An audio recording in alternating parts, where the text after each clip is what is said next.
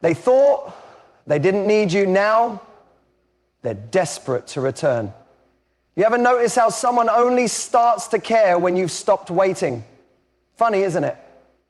They thought they didn't need you.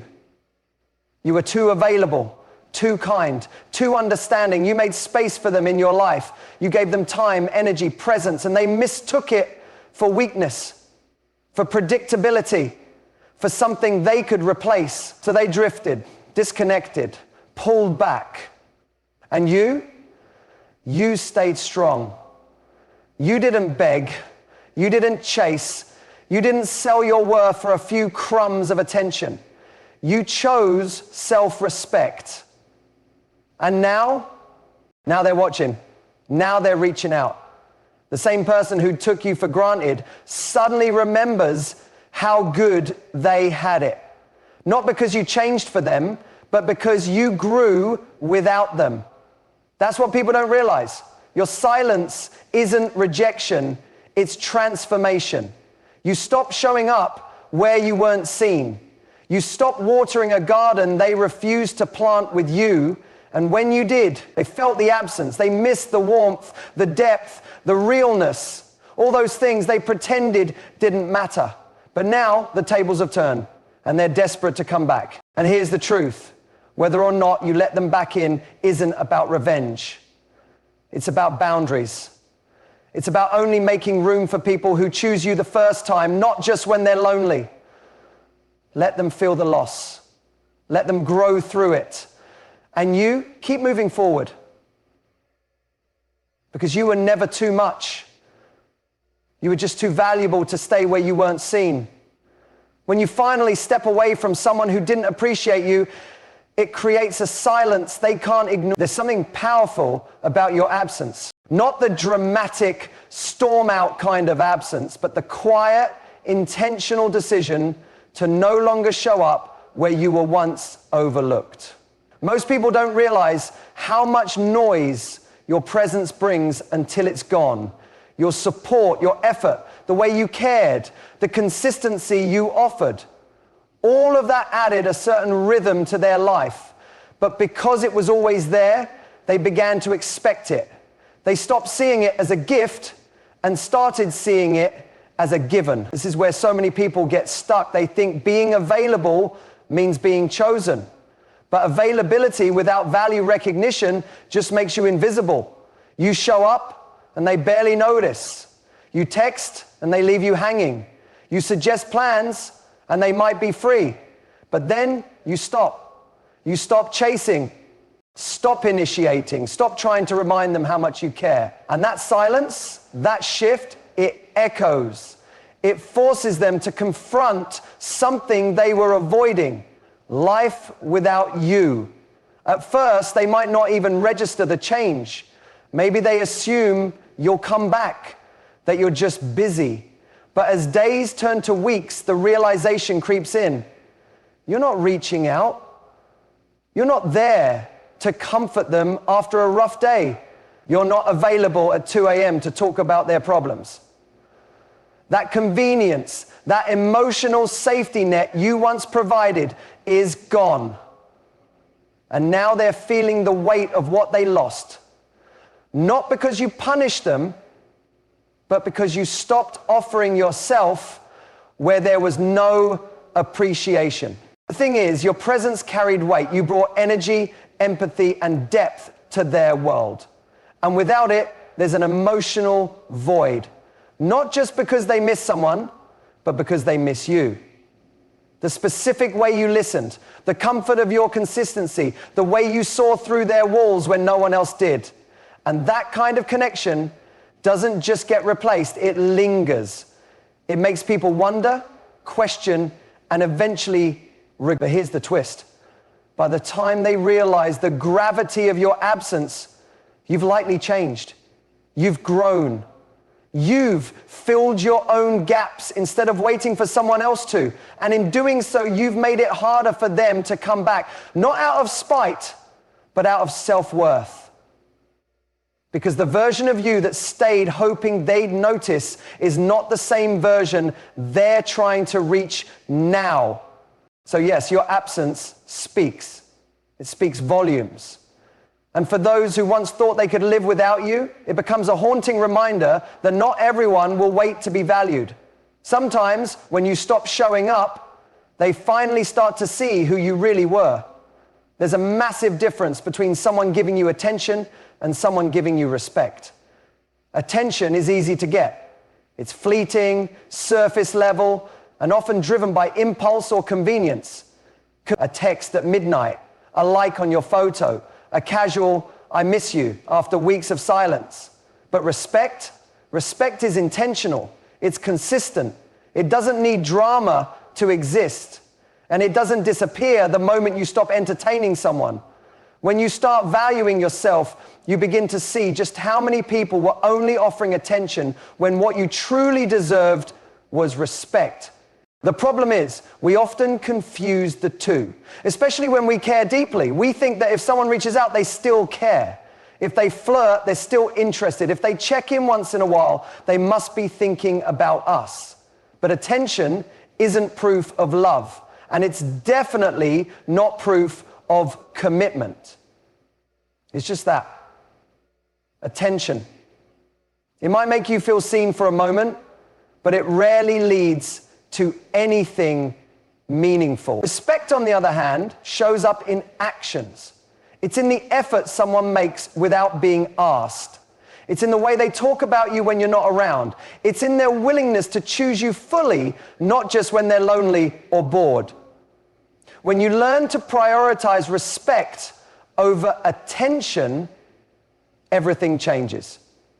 You stop chasing validation. You stop trying to win people over who never saw your worth in the first place. You start noticing the little red flags you used to ignore, the delays in replies, the broken promises, the emotional hot and cold games. You start asking different questions, not why aren't they texting back, but why am I accepting this kind of treatment? That's when the shift happens. The shift from needing to be wanted to needing to be valued. People who only give you attention usually disappear the moment you set a boundary. They're not used to you saying no. They're not prepared for you to demand more. That's why choosing self-respect can be uncomfortable at first. You might lose people. You might go through a period of silence where it feels like no one's there. But that silence is sacred. It's where you build your strength. It's where you become unavailable to the half-hearted and the emotionally inconsistent. The truth is, being wanted by someone who doesn't respect you will always feel hollow. You'll constantly be questioning your place in their life. You'll feel like you have to earn love that should be freely given. But when someone respects you, you don't have to beg for effort. You don't have to guess where you stand. Their actions speak louder than their words, and their consistency becomes your peace. So you have a choice. Keep chasing attention that burns out fast, or raise your standards and attract the kind of connection that's built on real, lasting respect. One keeps you chasing, the other lets you rest. Growth is one of the most powerful responses to being overlooked. When someone lets you go, distances themselves, or underestimates your value, your best move isn't to convince them otherwise, it's to evolve. Not for them, but for yourself. When you focus on your own healing, your confidence, your goals, and your peace, something begins to shift. You no longer wait for the phone to ring. You stop analyzing every message or silence. You begin to pour into your life in the same way you used to pour into theirs, and that shift, that's what they notice.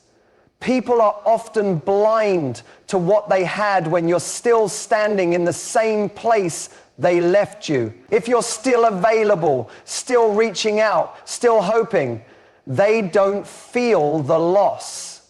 But when you start glowing differently, when your energy changes, when you're no longer lingering in their shadow, that's when it hits them. The version of you they once ignored is gone. And in your place is someone who's no longer waiting, no longer hurting in the same way, no longer hoping for breadcrumbs. You've grown. And your growth is the loudest message you can send without saying a word. There's something deeply attractive about someone who's building a life they love. Confidence, independence, peace, these things don't beg for love. They attract it. And often, they attract the very people who once couldn't see your worth. It's ironic, isn't it? The moment you stop trying to prove yourself is the moment they start remembering who you were. But here's the twist. They don't just remember who you were, they're intrigued by who you've become. The new you, the version of you that doesn't orbit their moods, their attention, or their approval. This doesn't mean you change to get them back. That's not real growth. That's manipulation. Real growth is when you stop performing and start healing. When your progress is not reactive, but intentional. It's about realizing that someone else's inability to value you says more about their capacity than your worth. So you outgrow the need to explain yourself. You outgrow the need to be chosen by someone who couldn't even see what was right in front of them. And yet, that's often when they return. When they sense they no longer have easy access to you. When they realize they no longer occupy your mind like they once did. They see your success, your calm, your happiness. And suddenly, they want to be part of it again. Not necessarily because they've changed, but because you have. You're no longer emotionally dependent on them. You're no longer someone who can be easily pulled back. So they reach out, subtly at first, testing the waters. But deep down, it's not just curiosity, it's regret. Regret that they let you slip through their fingers.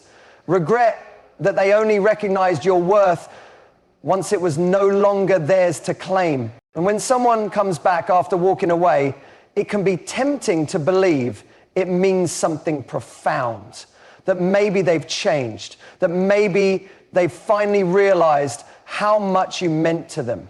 And in some cases, that's true.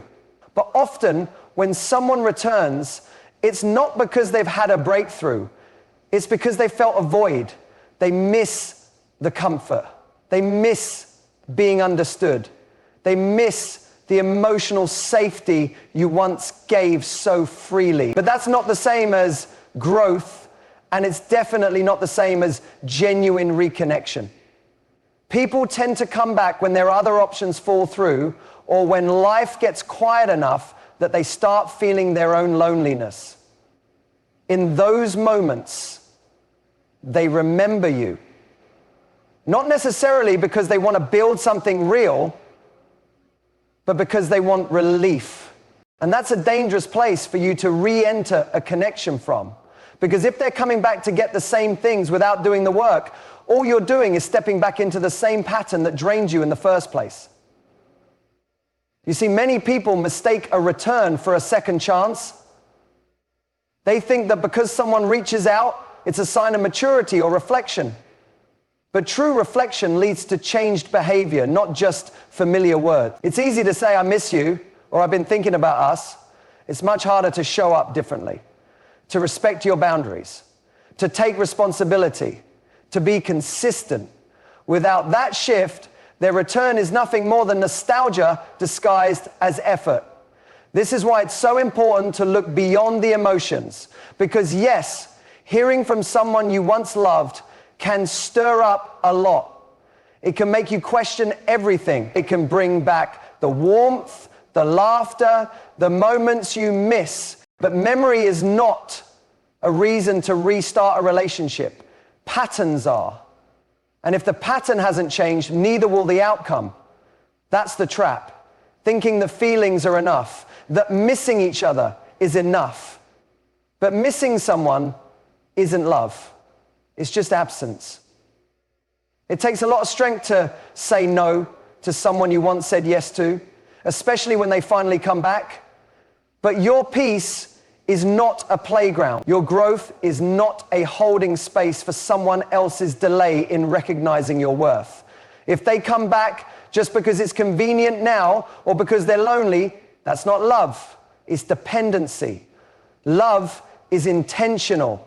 is consistent, is shown in actions, not words typed at midnight when they're feeling sentimental. When someone wants to come back into your life, let them prove they're not just returning for comfort, but for connection. Let them show you, not just tell you, because you deserve more than being someone's emotional pit stop. You deserve to be chosen fully, not just when it's easy or when they feel your absence too strongly to ignore.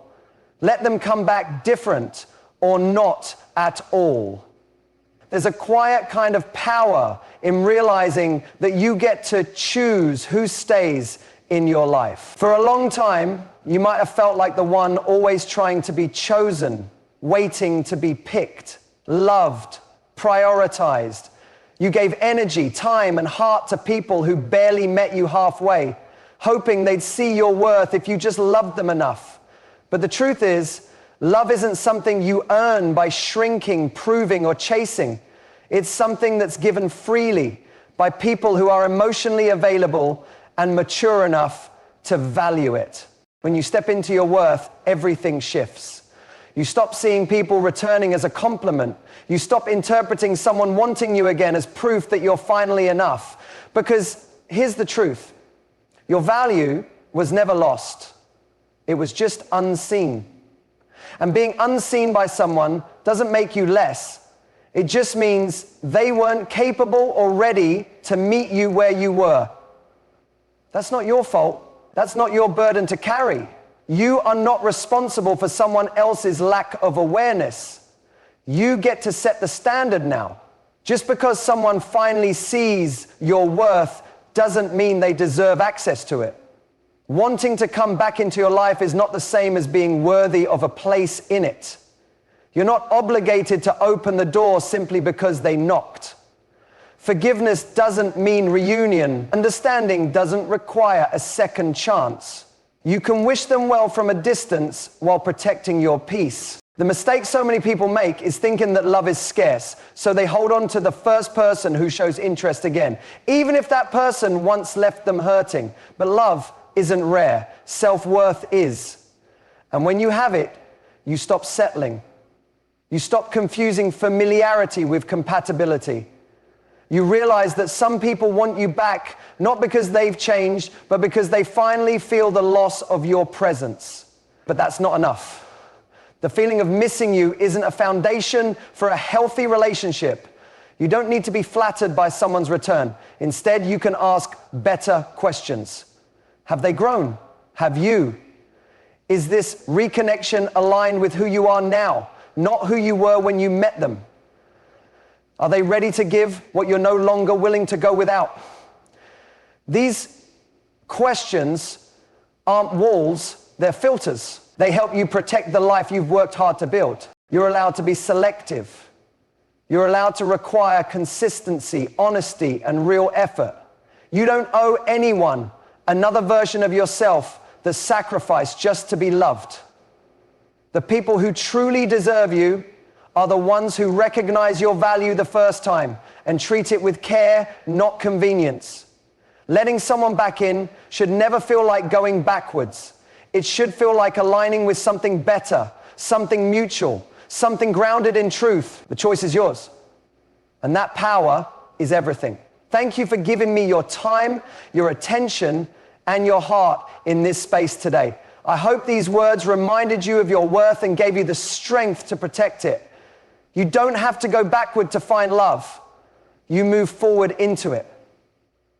Trust your growth. Trust your standards. And never forget, you are not hard to love. You've just outgrown the places that couldn't meet you where you are now. Take care of yourself. Choose peace over pressure, truth over timing, and love that lifts, not just lingers. Until next time, be bold, be kind, and most of all, be true to you. Thank you. And the day, the night is over. We're done for the day. Peace out.